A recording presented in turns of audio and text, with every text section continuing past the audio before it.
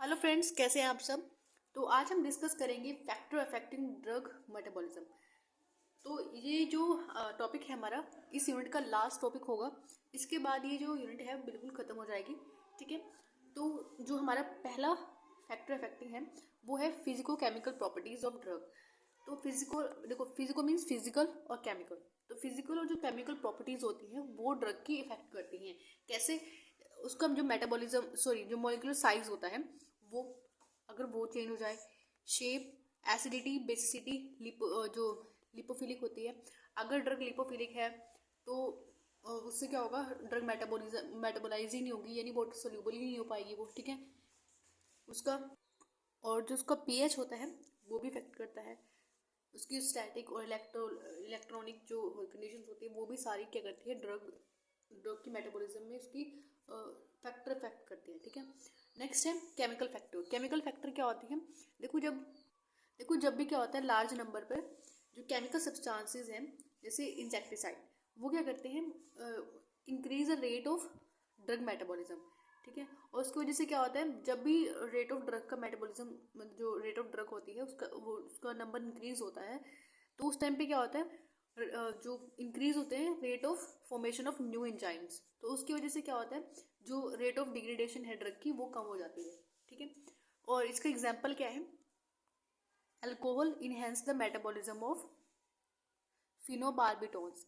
तो देखो, फिनोबार्बिटोन्स पे जब भी क्या होता है, जो हाइड्रोक्सी है, यानी OH जो ग्रुप है, अगर वो लग जाता है आगे, तो उससे क्या होता है, क्योंकि जो OH जो ग्रुप होता है ना, OH ग्रुप क्या होता है, ये ज़्यादा वाटर सोल्यूबल होता है।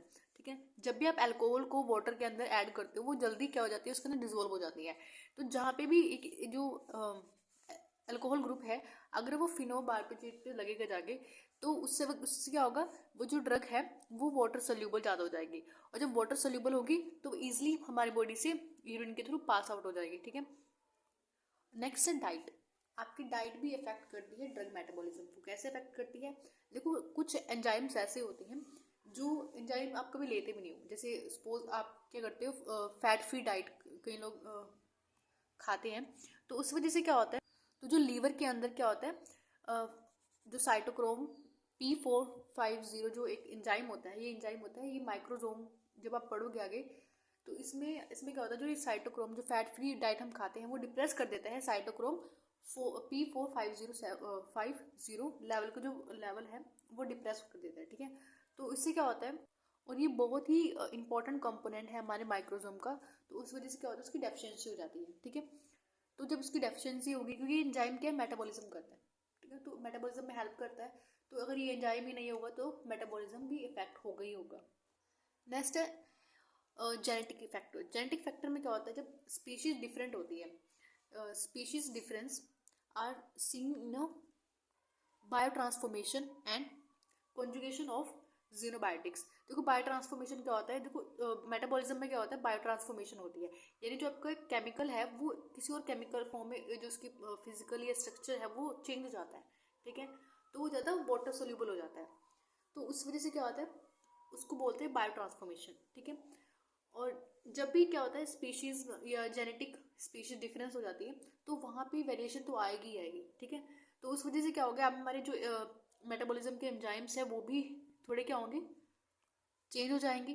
तो इस वजह से क्या होगा, जेनेटिक जो फैक्टर है वो बहुत ज़्यादा इफेक्ट करता है।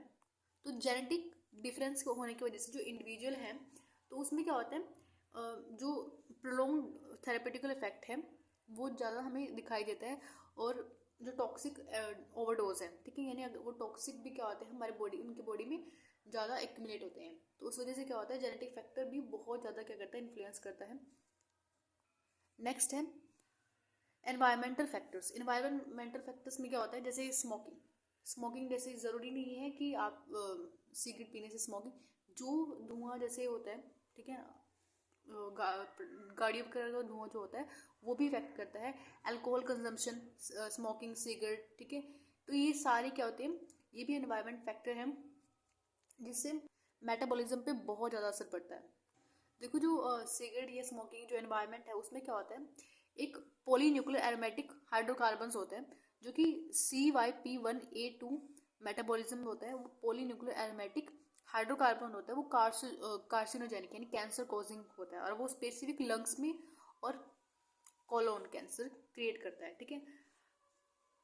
नेक्स्ट है सेक्स डिफरेंस। तो ये भी सबसे बड़ा मेन मेटाबॉलिज्म में क्या कहते हैं फैक्टर है, जो बहुत ही अफेक्ट करता है मेटाबॉलिज्म को। तो जैसे एग्जांपल हमारे पास दिया हुआ है बेंजोडाइazepine। तो ये क्या होता है, जो वुमेन्स होते हैं उसके अंदर स्लो रेट में क्या होता है मेटाबोलाइज होता है, और जो मैन होते हैं उसमें रैपिड हो जाता है, ठीक है। और and these are also some factor which factor metabolism such as pregnancy diseases और हार्मोन इम्बैलेंस। नेक्स्ट हमारा है स्टीरियोकेमिस्ट्री एस्पेक्ट्स ड्रग मेटाबॉलिज्म। तो it also affects drug metabolism because some metabolized enzymes often displace and preference for one enantiomer for of a drug over the other। तो इसमें क्या होता है, देखो जो स्टीरियो केमिस्ट्री मतलब कि जो 3D स्ट्रक्चर होते हैं उसमें क्या होता है डिस्प्लेस हो जाते हैं, ठीक है। तो उस वजह से क्या होता है, देखो जैसे मैं यहाँ एग्जांपल दिया हुआ है, देखो इसमें क्या होता है, अगर आपने स्टीरियो केमिस्ट्री ऑर्गेनिक में पढ़ ली है तो आपको अच्छे से समझ में आ जाएगा इसमें। तो मैं ऊपर से आपको बता रही हूँ। तो इसमें क्या होता है, एक एग्जांपल है क्विनोन। तो जो क्विनोन होता है अगर वो पॉजिटिव नेगेटिव है तो उसका जो ट्रीटमेंट वो ट्रीट कर सकता है मलेरिया को। अगर वो पॉजिटिव है, ठीक है, क्विनिन अगर पॉजिटिव है तो वो कुछ भी ट्रीट नहीं करेगा, ठीक है। तो जो पॉजिटिव और नेगेटिव होते हैं, देखो इसको जैसे फॉर एग्जांपल हम जब भी स्टीरियो केमिस्ट्री पढ़ते हैं पॉजिटिव किस लिए लगाते हैं और नेगेटिव किस लिए लगाते हैं। देखो ये पॉजिटिव होता है वो डेक्स्ट्रोरोटेटरी होते हैं, ठीक है, और जो लीवो यानी नेगेटिव होते हैं वो लीवोरोटेटरी होते हैं, ठीक है। तो ये भी क्या करते हैं, बहुत ज़्यादा इफेक्ट करते हैं कि उसकी रोटेशन कैसी है।